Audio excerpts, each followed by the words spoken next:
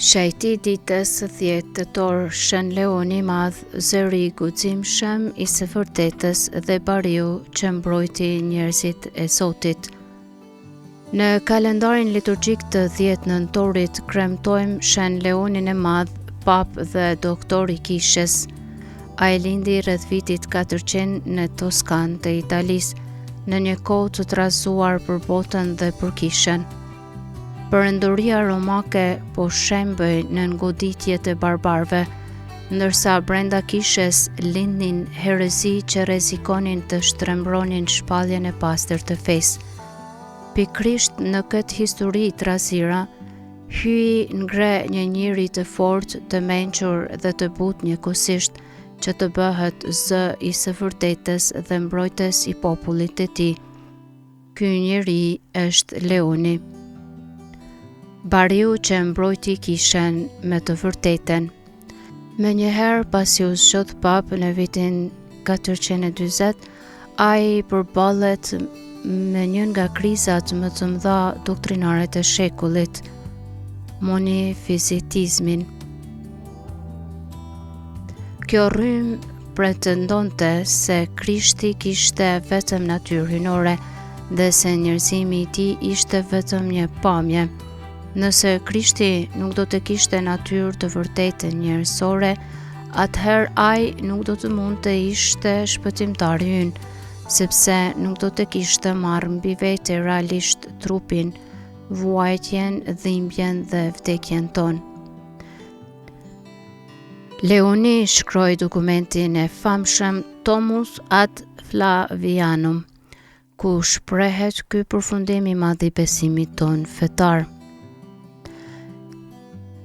Në Krishtin bashkëtojnë dy natyrat e plota njerëzore dhe hyjnore, të pandara dhe të pa okupuara në një person të vetëm. Në koncilin e Kalcedonit në vitin 451, i peshqit të mahnitur nga qartësia e tij shpërthyen në thirrjen. Përmes Leonit foli vetë Pjetri. Kjo nuk ishte vetëm nder për papen, por një dëshmi se shpirti i Shenjtë udhëheq kishën përgjatë historisë. Bariu që mbrojti qytetin dhe njerëzit. Leoni nuk ishte vetëm teolog i madh, ai ishte bari i popullit, i aftë të spres nga katedra për të hyrë në rrezik.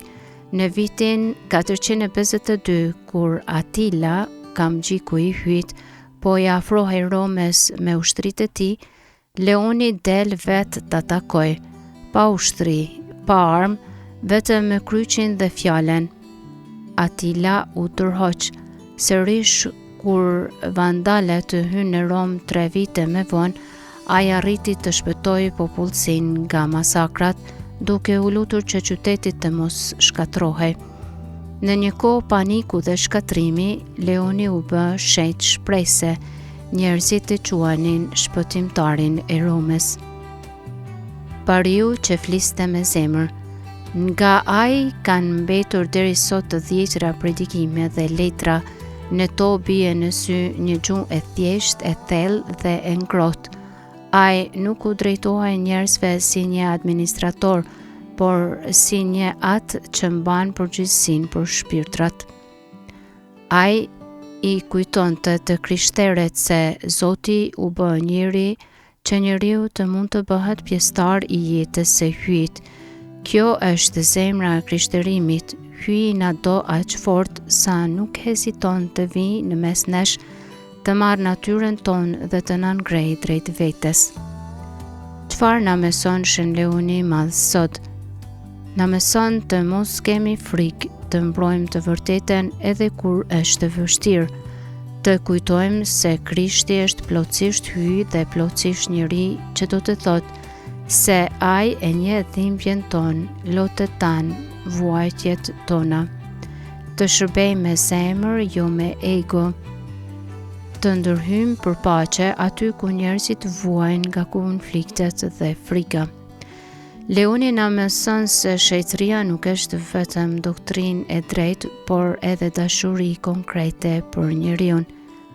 Shën Leoni i Madh u nda nga kjo botë me 10 nëntor të vitit 461, Shën Leoni që në kur ishte gjallë u nderua si shejtor.